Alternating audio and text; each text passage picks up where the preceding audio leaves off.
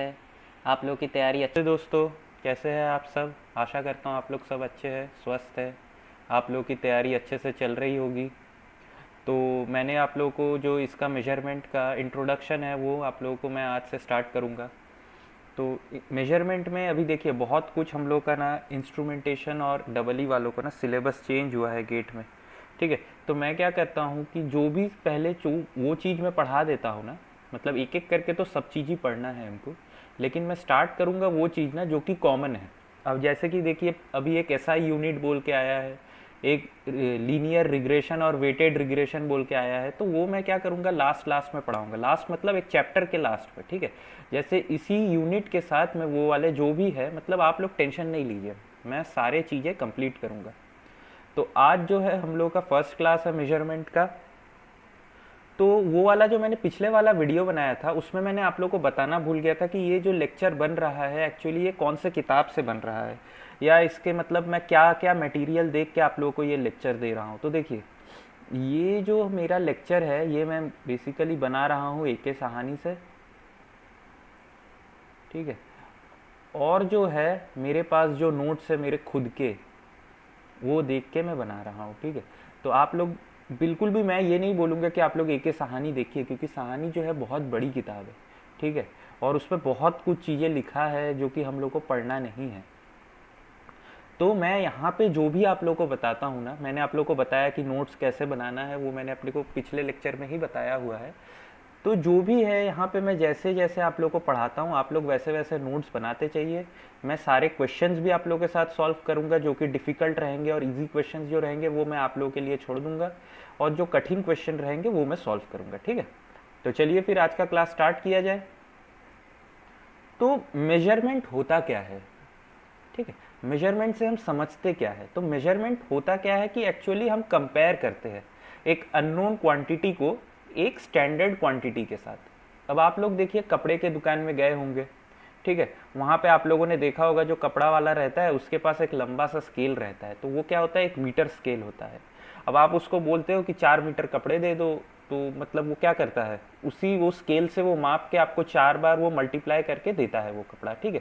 तो यही प्रोसेस को हम क्या कहते हैं, मेजरमेंट कहते हैं। यहाँ पे अननोन क्वांटिटी जो था, मैंने जो एग्जांपल बताया इसमें क्या हुआ, जो कपड़ा था वो मेरा क्या हुआ, अननोन क्वांटिटी हुआ। और जो डिफाइन स्टैंडर्ड है वो क्या हुआ, वो जो मीटर स्केल था जो कपड़े वाले के पास रहता है कपड़े के दुकान में, उसको हम क्या कहते हैं, एक डिफाइंड स्टैंडर्ड। और हम मेजरमेंट से क्या कर सकते हैं कि मेजरमेंट से हम एक फिजिकल क्वांटिटी को एक न्यूमेरिक वैल्यू दे सकते हैं। अब जैसे कि मैंने ये कपड़े वाला देखिए एग्जांपल लिया। अब देखिए शर्ट बनाने के लिए लड़कों को कुछ मीटर लगता होगा, 2 मीटर या 1.5 मीटर जो भी है, ठीक है। तो ये क्या किया मैंने, एक फिजिकल क्वांटिटी, मतलब फिजिकल क्वांटिटी मतलब क्या, कि एक शर्ट पीस बनाने, मतलब एक शर्ट पीस में कितना मेरे को चाहिए होता है मीटर, मैंने इसको एक न्यूमेरिक वैल्यू दे दिया। तो ये चीज़ क्या होता है, हमारा एक मेजरिंग सिस्टम में होता है। तो अब पर्पस ऑफ मेजरमेंट क्या होता है, देखिए मेजरमेंट हम लोग क्यों करते हैं। अब अगर एक इंडस्ट्रियल प्रोसेस है मेरा, तो वहाँ पे हम मेजर क्यों करते हैं, कोई भी जो फिजिकल पैरामीटर्स है हम उसको मेजर करने का हमारा मेन मकसद क्या रहता है, कि हम उस पैरामीटर पूरा जो सिस्टम है उसको कंट्रोल करें। एक तो कंट्रोल करें और उस ऑपरेशन को मेंटेन करें। जैसे कि हम लोग अब इंडस्ट्री है, मिल्क इंडस्ट्री, ठीक है। यहाँ पे हम लोग जो पैस्चराइजेशन करते हैं वहाँ पे हमको टेम्परेचर कंट्रोल करना पड़ता है, प्रेशर कंट्रोल करना पड़ता है, ठीक है। और इसको मेंटेन भी करना पड़ता है ताकि हमारा जो मिल्क रहे वो उसमें कोई डिफिकल्टी ना हो, वो खराब ना हो जाए, ठीक है। तो हमको जो ये टेम्परेचर, प्रेशर, जो भी और बाकी पैरामीटर्स है, इन सबको मेजर करने के लिए हमको कुछ इंस्ट्रूमेंट चाहिए होता है, ठीक है। तो ये जो हमारा इंस्ट्रूमेंट आता है ये भी हमारा मेजरमेंट के अंदर ही आता है। तो मेजर इंस्ट्रूमेंट बेसिकली क्या करता है कि हमको कोई पैरामीटर को मेजर करने के लिए वो हमें इजीली कर सकते हैं हम एक इंस्ट्रूमेंट के सहारे। अब देखिए जैसे कि एक थर्मोमीटर है, थर्मोमीटर से हम क्या कर सकते हैं कि टेम्परेचर मेजर कर सकते हैं। नहीं तो अगर ऐसे करना होता तो हम एग्जैक्टली टेम्परेचर मेजर नहीं कर सकते विदाउट थर्मोमीटर। तो ये क्या होता है, हमारे जो इंस्ट्रूमेंट होते हैं वो बेसिकली क्या करते हैं कि हमारा जो भी टास्क है उसको इजी कर देता है, ठीक है। अब देखिए मेजरमेंट हम कैसे कर सकते हैं, मेथड ऑफ मेजरमेंट एक होता है इसमें क्या कि हमारा डायरेक्ट मेजरमेंट। ये वाला जो लेक्चर रहेगा ना, ये थोड़ा सा थियोरेटिकल रहेगा आप लोगों को, क्योंकि ये फर्स्ट है। और अगर ये हम लोग का अगर ये नया वाला जो सिलेबस है ना, अगर इसमें मेरा MSQ नहीं रहता ना, मतलब क्या मल्टीपल सिलेक्ट क्वेश्चन नहीं रहता, तो मैं ना ये इसको इतना डेप्थ में लेता भी नहीं, क्योंकि मल्टीपल सिलेक्ट टाइप क्वेश्चन में ना मोस्टली आप लोग को थ्योरी ही आएगा, मेरे को जहां तक लगता है, मतलब थ्योरेटिकल क्वेश्चन ज़्यादा आएंगे, ठीक है। तो इसीलिए मैं क्या कर रहा हूँ कि थ्योरी पे थोड़ा सा डील कर रहा हूँ, नहीं तो अगर ये पहले होता ना तो मैं इसको बहुत शॉर्ट में कर देता, लेकिन अभी नहीं कर रहा हूँ। तो फिर मेथड ऑफ मेजरमेंट क्या क्या होता है, देखिए एक होता है क्या डायरेक्ट मेथड, एक होता है क्या इनडायरेक्ट मेथड। तो डायरेक्ट मेथड में क्या होता है, हमारा जो अननोन रहता है ना उसको हम डायरेक्टली कंपेयर कर लेते हैं एक स्टैंडर्ड के साथ। जैसे मैंने पिछले वाले एग्जांपल में बताया क्या कि वही कपड़े के दुकान में गए, हमें 1 मीटर का कपड़ा चाहिए, तो हम डायरेक्टली उसको क्या कर रहे हैं, अननोन से हम उसको क्या कर रहे हैं, जो हमारा अननोन कपड़े का लेंथ है उसको हम एक नोन मीटर स्केल से कंपेयर करके हम उतना ही कट पीस निकाल लेते हैं, ठीक है। तो इस टाइप के मेजरमेंट को हम क्या कहते हैं, डायरेक्ट मेथड। अब जैसे आप कहीं सब्जी के दुकान में गए, ठीक है, तो आपको 1 kg आलू चाहिए या 1 kg प्याज चाहिए, तो हम क्या करते हैं वहाँ पे डायरेक्ट मेथड इम्प्लॉय करते हैं। क्यों? क्योंकि हमारा जो वेइंग स्केल रहता है उसमें एक साइड वेट रहता है जिसमें कि 1 kg वेट रहता है, और दूसरे साइड हमारा अननोन क्वांटिटी जो कि हमारे वेजिटेबल्स रहते हैं हम उसको डालते हैं, ठीक है। तो इस टाइप के मेजरमेंट सिस्टम को हम क्या कहते हैं, डायरेक्ट मेथड कहते हैं। और एक क्या होता है, हमारा इनडायरेक्ट मेथड होता है। इनडायरेक्ट मेथड में क्या करते हैं कि हमारा जो मेजरमेंट हम क्वांटिटी जो लेते हैं, ठीक है, जो हमारा अननोन क्वांटिटी है उसको हम किसी एक कांस्टेंट से मल्टीप्लाई करते हैं, ठीक है, कांस्टेंट से मल्टीप्लाई करके हमको एग्जैक्ट वैल्यू मिलता है, ठीक है। अब जैसे हम लोग क्या देखते हैं, एक स्प्रिंग बैलेंस होता है। स्प्रिंग बैलेंस में आप लोग देखे होंगे कि ऊपर में एक कैलिब्रेट करने के लिए वहां पे नॉब रहता है। ये जो पेपर वेपर लेने नहीं आते ये लोग, तो ये लोग क्या करते हैं, उसी वही स्प्रिंग को ना टाइट कर देते हैं ये लोग, जिससे क्या होता है कि हम लोग का जो वेट रहता है वो उन लोगों के स्केल में कम दिखाता है। तो बेसिकली हम कर क्या रहे हैं वहां पे कि हम जो वहां पे वेट मेजर कर रहे हैं वो बेसिकली क्या हो रहा है, हमारा जो स्प्रिंग कांस्टेंट के कारण हम उसको मेजर कर रहे हैं। मतलब क्या, जो स्प्रिंग फोर्स है वो हमारा जब ग्रेविटेशनल फोर्स के बराबर होता है, ठीक है, तो वही जो चीज है वो हमको वहां पे स्केल में दिखाता है कि इतना केजी है। तो यहां पे हम डायरेक्टली नहीं मेजर कर रहे हैं, यहां पे हम क्या कर रहे हैं कि स्प्रिंग फोर्स को, जो स्प्रिंग फोर्स है हमारा, ठीक है, ये जब हमारा इक्वल टू mg होता है तो हम इसी से वो वेट पता करते हैं। और स्प्रिंग फोर्स क्या होता है, ये डायरेक्टली प्रोपोर्शनल किस पे होता है, हमारा k पे होता है। k क्या है, मेरा स्प्रिंग कांस्टेंट है। तो इसीलिए यहाँ पे जो मेरे को वेट मिलता है वो पेपर का, न्यूज़पेपर का, वो क्या होता है हमारा, ये के डायरेक्टली प्रोपोर्शनल होता है, ठीक है। तो ये टाइप के मेजरमेंट जहाँ पे कि हम जो पैरामीटर को, अननोन जो हमारा क्वांटिटी है उसको हम मेजर करते हैं इंटरकनेक्शन बिटवीन पैरामीटर्स की वजह से, उसको हम क्या बोलते हैं, इनडायरेक्ट मेथड होता है। अब देखिए मैंने आपको क्या बताया कि हम मेजर कैसे करते हैं। हमें मेजर करने के लिए कोई भी इंस्ट्रूमेंट चाहिए होता है, ठीक है। आप कोई भी एक क्वांटिटी को मेजर करने जाते हैं तो इंस्ट्रूमेंट हमको चाहिए ही होता है। अब आप बोलोगे कि सर हम लोग तो ऐसे भी कुछ कुछ चीज़ें मेजर कर लेते हैं, जैसे कि अगर बाल्टी में पानी रखा हो तो वो ठंडा है कि नहीं, गर्म है। तो आपका जो हाथ है ना, हाथ आप डाल रहे हैं तो वो भी एक तरह से सेंसर है, वो भी आपका ब्रेन में सिग्नल प्रोसेस करके आपको बता रहा है कि कितना गर्मी है। अगर बहुत ज़्यादा उबलते हुए पानी में हाथ डालोगे तो आप तुरंत निकाल लोगे हाथ, ठीक है। तो वहाँ पे भी जो हमारा हाथ है वो एक तरीके का इंस्ट्रूमेंट है, ठीक है, और वहाँ पे सिग्नल प्रोसेस होके ही हम लोग को पता चलता है। तो कोई भी मेजरमेंट जो हम लेते हैं वो basically with the help of instrument ही होता है, ठीक है। अब इंस्ट्रूमेंट एक ऐसा डिवाइस होता है ना जिससे कि हम क्या करते हैं, कोई भी अननोन क्वांटिटी को मेजर करते हैं, ठीक है। अब देखिए इंस्ट्रूमेंट भी जो होता है वो 3 तरीके के होते हैं, एक तो मैकेनिकल होता है, एक इलेक्ट्रिकल होता है और एक इलेक्ट्रॉनिक होता है। अब मैकेनिकल वाले जो होता है ना वो क्या होता है, बल्की टाइप के होते हैं। बल्की आप लोग देखे होंगे कि जो वेट बैलेंस है हमारा, जो कि सब्जी वाले लेके बैठते हो, कितना बड़ा है, काफ़ी बड़ा होता है, मतलब एकदम ऐसे हाथ में तराजू टाइप का, उसको उठा के हमें तौलना पड़ता है हर चीज़ को। तो ये जो मैकेनिकल होते हैं ना, ये बेसिकली हम क्या करते हैं, स्टेबल एंड स्टैटिक कंडीशन के लिए ही एम्प्लॉय करते हैं। हम लोग यहाँ पे डायनामिक या ट्रांजिएंट के लिए, मतलब स्टेबल और स्टैटिक मतलब क्या कि एक जब ये स्टेडी स्टेट पे पहुंच जाते हैं। ट्रांजिएंट और डायनामिक मतलब क्या होता है कि हमारा जो इनपुट है इनपुट या अननोन जो क्वांटिटी है वो कॉन्स्टेंटली फ्लक्चुएट कर रहा है। फ्लक्चुएट मतलब क्या कि कॉन्स्टेंटली चेंज हो रहा है, ठीक है।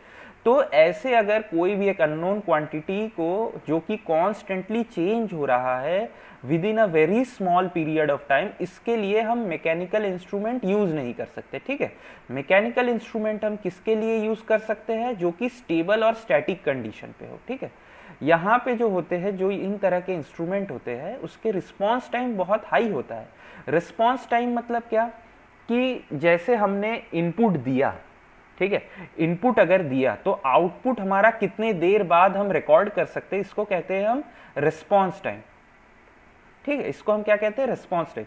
तो ऐसे वाले जो मैकेनिकल सिस्टम होते हैं ना, उनके रिस्पॉन्स टाइम काफ़ी ज़्यादा होते हैं। अब देखिए, जो तराजू होता है उसमें भी हम लोगों को बहुत देर तक, ऐसे नहीं कि मतलब 10-12 आलू डाल दिए हमें तुरंत पता चल गया, हमको बैलेंस करना पड़ता है, देखना पड़ता है कि वो कांटा निडल जो है वो मिडल में आता है कि नहीं। तो फिर इस टाइप में क्या होता है कि हमारा रिस्पॉन्स टाइम काफ़ी हाई होता है।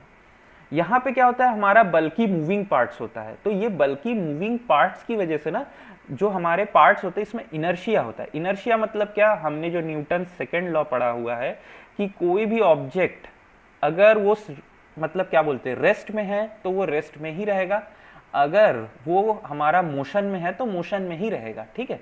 तो इसको हम क्या कहते हैं, इनर्शिया कहते हैं। तो ये जो टाइप के सिस्टम होते हैं ना, मैकेनिकल सिस्टम, इसमें क्या होता है, हमारा इनर्शिया काफ़ी ज़्यादा होता है, ठीक है। तो अब नेक्स्ट जो होता है, ये क्या होता है, हमारा इलेक्ट्रिकल टाइप का सिस्टम। ये क्या होता है, हमारा जो इलेक्ट्रिकल सिस्टम होता है ये क्या होता है, फास्टर देन मैकेनिकल सिस्टम होता है, ठीक है। लेकिन थोड़ा सा ही फास्टर होता है, ये ज़्यादा नहीं फास्ट हो सकता। अब देखिए, ये जो टाइप के सिस्टम होते हैं ना, इनमें हमारा जो इंडिकेशन वाले जो कंपोनेंट रहते हैं ना, वो हमारे क्या होते हैं कि मैकेनिकल होते हैं। अब देखिए, आप लोगों ने पुराने दिन वाला एमीटर देखा है क्या, एमीटर या वोल्ट मीटर, एक बड़ा सा काला वाला डब्बा रहता था, ठीक है। उसमें निडल जो रहता था ऐसा, उसमें इसका जो स्केल रहता था कुछ ऐसे दिखता था, ठीक है, और एक निडल रहता था ऐसे, इस टाइप का, जो कि हमारा फ्लक्चुएट करते रहता था, ठीक है। तो ये वाले जो भी इलेक्ट्रिकल टाइप के सिस्टम रहते हैं ना, इसमें जो हमारा इंडिकेशन वाला जो पार्ट रहता है ना, वो बेसिकली मैकेनिकल रहता है। और ये जो होता है ना, ये क्या होता है कि ये लेस बल्की होता है देन मैकेनिक। तो ये वाले जो और इंस्ट्रूमेंट है, इसका और एक एग्जांपल क्या है, हमारा एनर्जी मीटर।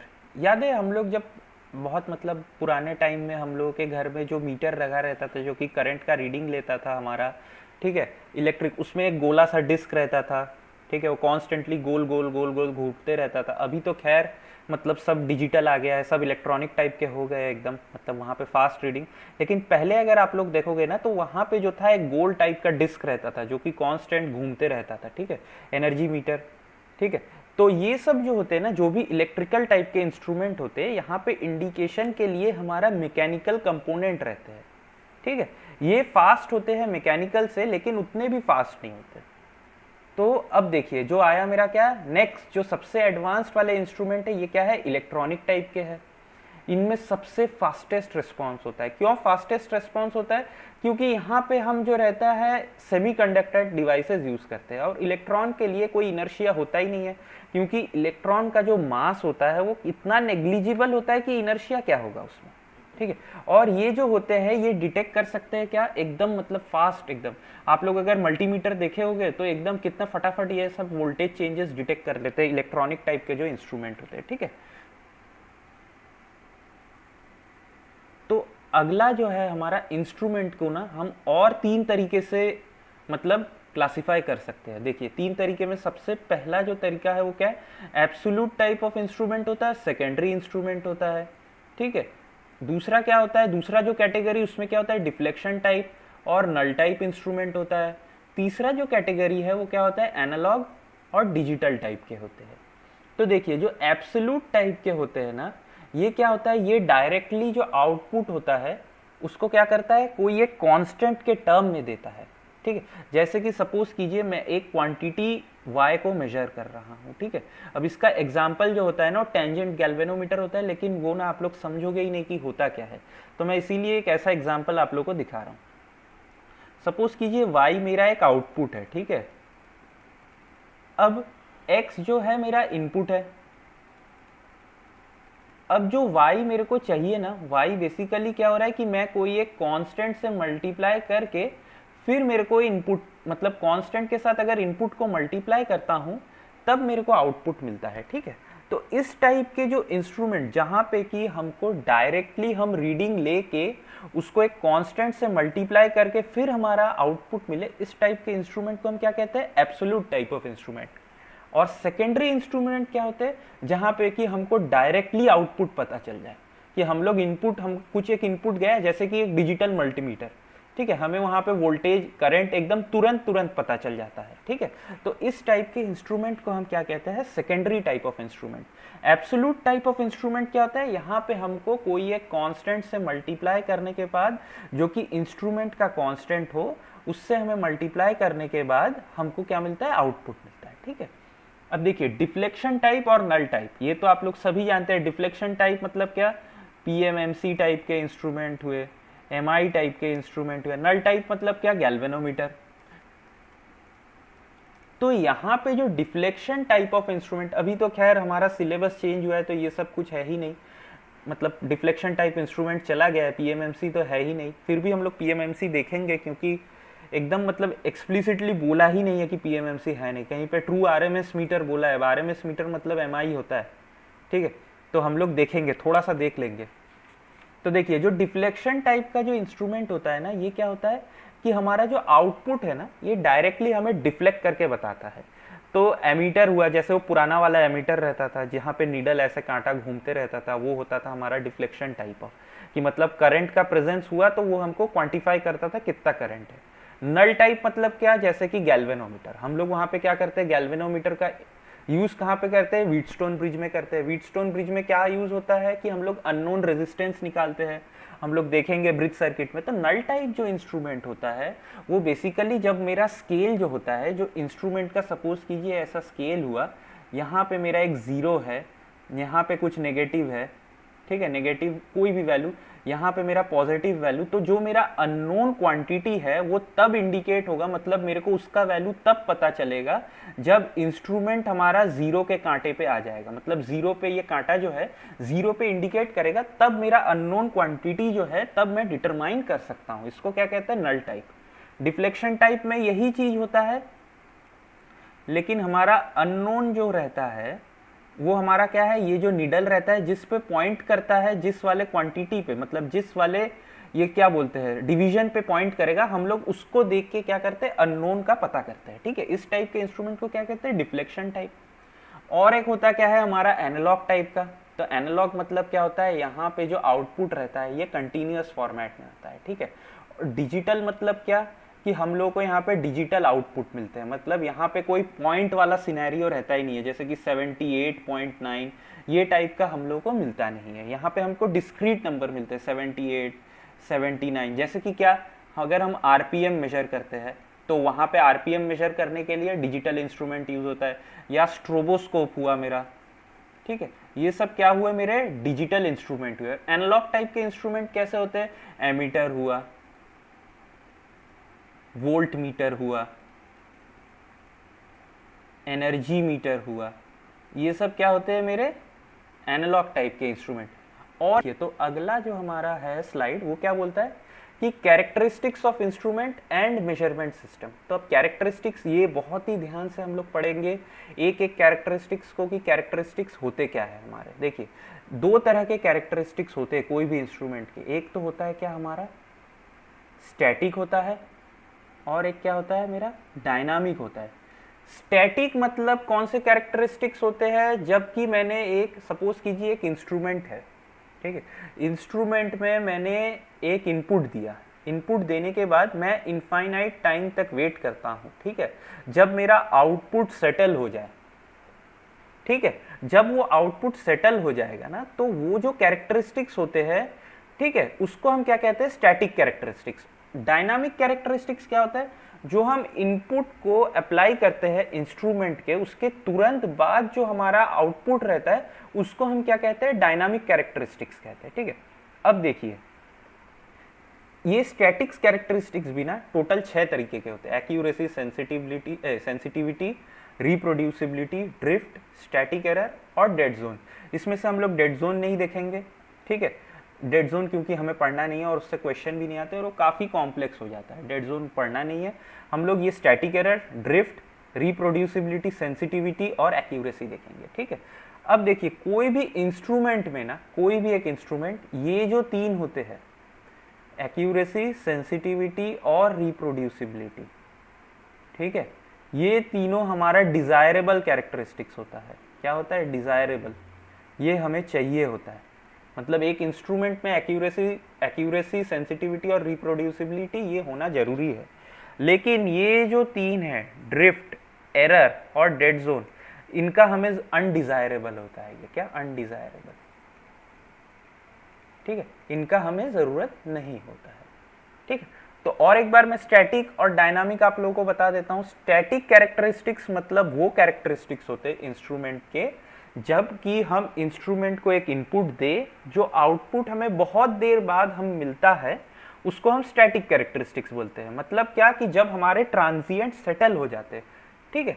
डायनामिक कैरेक्टरिस्टिक्स मतलब क्या? एक इनपुट देने के बाद इंस्ट्रूमेंट को तुरंत जो आउटपुट मिले हमें, वो हम डायनामिक कैरेक्टरिस्टिक्स बोलते हैं। अच्छा, डायनामिक कैरेक्टरिस्टिक्स के कुछ एग्जांपल क्या होते हैं? जैसे कि हमारा राइज टाइम होता है, कंट्रोल वाले, राइज टाइम, डिले टाइम, ठीक है, मैक्सिमम पीक ओवरशूट, ठीक है। ये सब जो होते हैं, ये हमारा क्या होता है? ये हमारे होते क्या है? ये हमारे डायनामिक कैरेक्टरिस्टिक्स होते हैं, ठीक है। इनको हम क्या बोलते हैं? Dynamic characteristics. तो ये सब जो चीजें हैं ना, rise time, delay time, maximum peak overshoot, ये सब हमें यहाँ पे पढ़ना नहीं है, मेजरमेंट सिस्टम में पढ़ना नहीं है। ये इंस्ट्रूमेंटेशन में जब हम लोग सेंसर पढ़ेंगे ना, तब वहां पे हम लोग को ये सब चीजें काम आएगा और कंट्रोल सिस्टम में इसके काम आएंगे, ठीक है। तो मैंने आप लोगों को बता दिया कि जो डिजायरेबल कैरेक्टरिस्टिक्स होते हैं वो क्या होता है? Accuracy, sensitivity, reproducibility. और जो अनडिजायरेबल कैरेक्टरिस्टिक्स होते हैं वो क्या होता है? ड्रिफ्ट, स्टैटिक एरर और डेड जोन, ठीक है। तो देखिए, एक जो हम लोगों का इंपॉर्टेंट पॉइंट है ना, ये आपको पता होना चाहिए कि स्केल रेंज क्या होता है और स्केल स्पैन क्या होता है, ठीक है। देखिए, स्केल रेंज मतलब क्या होता है? For an instrument it is defined as the largest and smallest reading of an instrument. मतलब कोई भी एक इंस्ट्रूमेंट है, इसका जो लार्जेस्ट और स्मॉलेस्ट रीडिंग ये ले सकता है, उसको क्या कहते हैं? Scale range. और स्पैन क्या होता है? बेसिकली जो इन दोनों का लार्जेस्ट माइनस स्मॉलेस्ट रीडिंग जो होता है, इसको हम स्पैन कहते हैं, ठीक है। अब देखिए, मैं कुछ एग्जांपल लेता हूं। सपोज कीजिए एक एमीटर है, एमीटर 1, ठीक है। इससे क्या है कि ये मेजर कर सकता है कितना? 0 to 10 मिली एम्पियर, ठीक है। तो इसका जो मेरा स्केल रेंज होगा वो क्या होगा मेरा? 0 to 10 मिली एम्प, या सिर्फ 10 मिली एम्प भी होगा। लेकिन अगर आपको कहीं पे बोल दे कि एक कोई भी एक इंस्ट्रूमेंट है, यहाँ पे कोई भी इंस्ट्रूमेंट नहीं, मैं एमीटर बोलता हूँ, ऐसे एमीटर के लिए नहीं, अगर दूसरे इंस्ट्रूमेंट भी आते हैं, अगर आपको सिर्फ बोल दे कि स्केल रेंज जो है 10 मिली एम्पियर है, सपोज कीजिए ये एमीटर के लिए आपको बोल देता है 10 मिली एम्पियर, तो बाय डिफॉल्ट आप लोग जो ये एमीटर से हाईएस्ट रीडिंग जो रिकॉर्ड होगा वो मेरा क्या होगा? 10 मिली एम्पियर। लेकिन लोएस्ट जो रीडिंग है वो आप लोगों को क्योंकि बोला नहीं गया है, तो लोएस्ट रीडिंग आप लोग हमेशा कितना मानेंगे? 0 एम्पियर। सपोज कीजिए एक थर्मोमीटर दिया हुआ है, ठीक है, एक थर्मोमीटर दिया हुआ है, मेरे को बोला है क्या कि इसका जो स्केल रेंज है वो 200 डिग्री है, 200 डिग्री सी बोल दिया, ठीक है। यहां पे मेरे को मैक्सिमम कितना मेजर कर सकता है ये तो बोल दिया है, लेकिन मिनिमम मैं हमेशा अगर दिया नहीं हो तो मैं उसको 0 डिग्री ही ले लूंगा, ठीक है। ये चीज हमेशा ध्यान रखिए कि अगर रेंज में आपको मिनिमम नहीं डिफाइन किया हुआ है तो मेरा जो मिनिमम रहेगा वो हमेशा 0 रहेगा, ठीक है।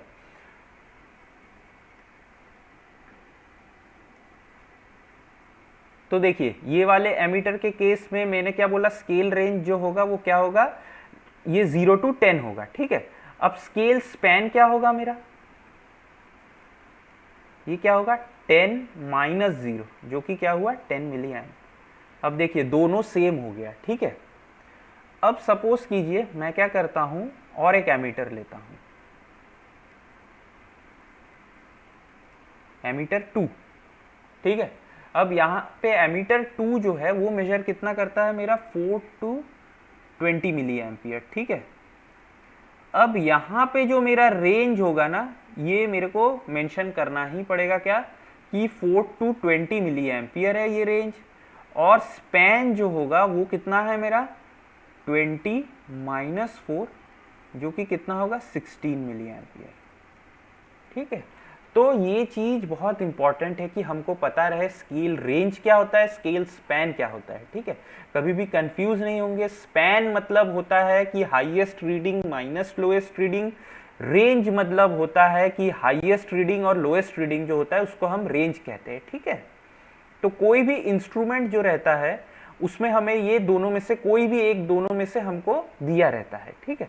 तो इसी के बेसिस पे हम जो है आगे के कैलकुलेशंस करते हैं।